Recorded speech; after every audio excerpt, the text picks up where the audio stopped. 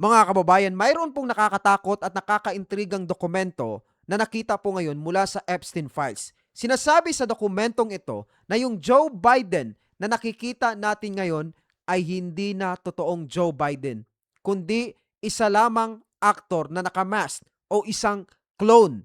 Yung totoong Joe Biden raw ay matagal nang pumanaw nung taong 2019 pa. Ayon po sa ilang mga conspiracy theorists, matagal na raw na alam ni Donald Trump ang patungkol dito. At bago po na ilabas ang naturang dokumento, matagal nang mayroong na-observe ang mga tao na kakaiba kay Joe Biden. Katulad na lang po nito, makikita natin dyan sa kanyang tainga na mayroong kakaiba.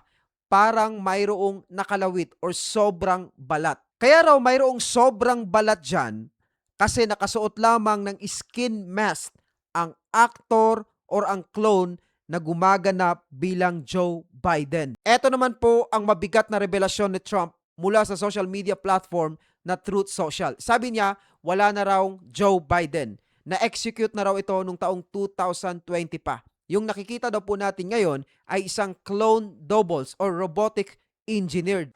Look, you know it, and I know it. Joe doesn't know he's Grabe itong alive. revelasyon ni Trump. Because Biden doesn't know he's alive. Biden doesn't know, he doesn't know he's alive. Joe doesn't know he's alive, okay? He doesn't know he's So alive. wala na talaga ang Now, totoong I Joe have to tell you, Biden. he's a different guy. He looks different than he used to. He acts different than he used to. He's even slower than he used to Nakakagulat po be. to. So I don't know. But So makikita po natin doon na pinupunto ni Trump na hindi raw alam ni Biden na siya ay buhay.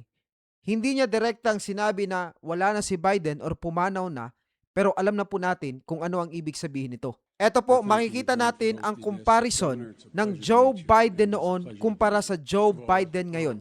Tignan po natin kung mayroon bang pagkakaiba at i-comment niyo po sa baba kung ano ang pagkakaiba ng dalawang ito. Have a right to have a say in who the Supreme Court nominee is.